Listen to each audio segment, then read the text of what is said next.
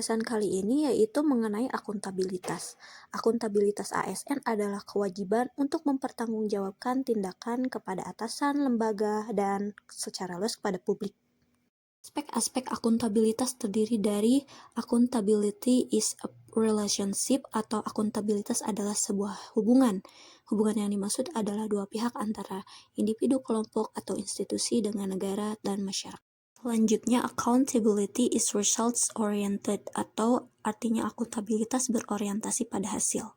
Selanjutnya, accountability requires reporting atau akuntabilitas membutuhkan adanya laporan. Yang terakhir, accountability improves performance atau akuntabilitas memperbaiki kinerja. Akuntabilitas publik memiliki 3 fungsi utama. Yang pertama yaitu peran demokrasi, artinya adalah untuk menyediakan kontrol demokratis. Selanjutnya adalah peran konstitusional, yaitu untuk mencegah korupsi dan penyalahgunaan kekuasaan.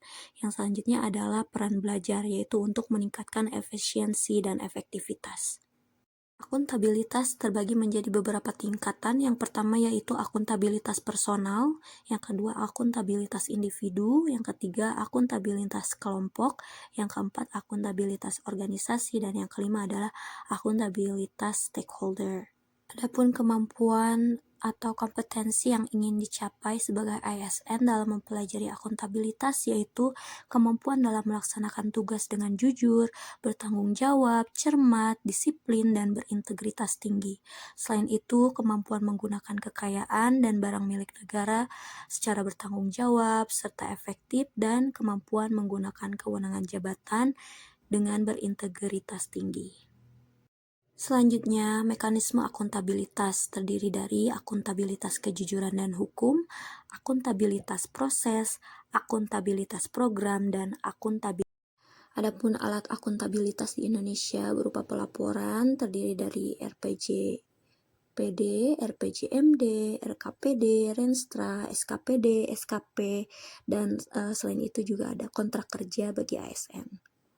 Selanjutnya, dalam menciptakan lingkungan yang akuntabel, maka yang pertama yaitu pimpinan harus mempromosikan lingkungan yang akuntabel.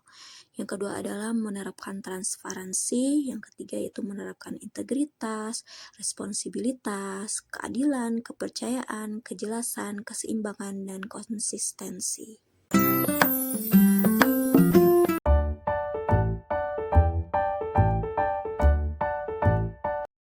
Kompetensi ASN dapat diukur melalui kompetensi teknis, kompetensi manajerial, dan kompetensi sosial kultural. Adapun kompetensi teknis yaitu dapat diukur melalui tingkat dan spesialisasi pendidikan, pelatihan teknis fungsional, dan pengalaman bekerja secara teknis. Adapun kompetensi manajerial yaitu dapat diukur melalui tingkat pendidikan, pelatihan struktural atau manajemen, dan pengalaman pendidikan.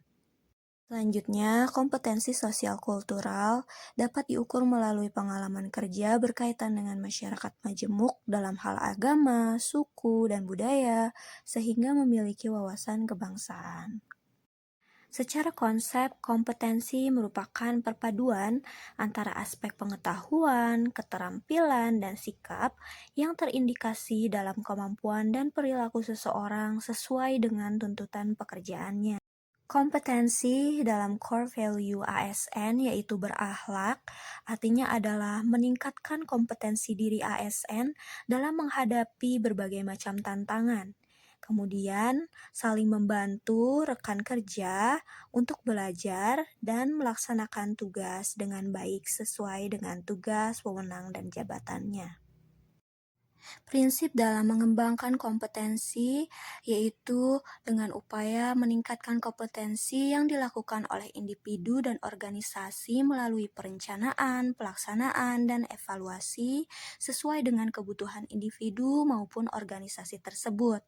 Kemudian setiap ASN memiliki hak dan kesempatan untuk mengembangkan kompetensi yang mereka butuhkan. Diarahkan pada pengembangan kompetensi sesuai dengan kebutuhan dari individu maupun organisasi. Pengembangan kompetensi juga menjadi salah satu dasar dalam mengangkat atau mengembangkan karir dan jabatan seorang ASN.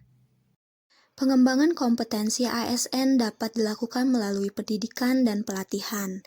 Pendidikan dilakukan untuk meningkatkan pengetahuan dan keahlian PNS melalui pendidikan formal sesuai dengan ketentuan peraturan perundang-undangan, yaitu seperti pembuatan tugas belajar untuk memenuhi standar kompetensi jabatan dan pengembangan karir.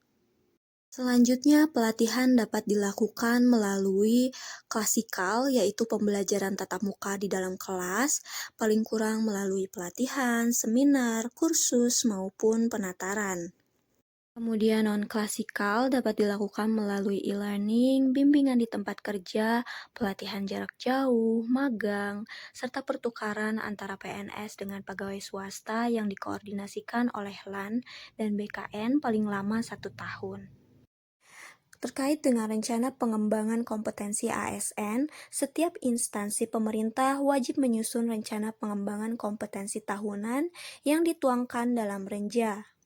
Yang kedua yaitu untuk mewujudkan profesionalitas ASN dengan mempertimbangkan kebutuhan individu maupun kebutuhan umum organisasi dengan sistem perencanaan yang rasional, holistik, terarah, efektif, dan efisien.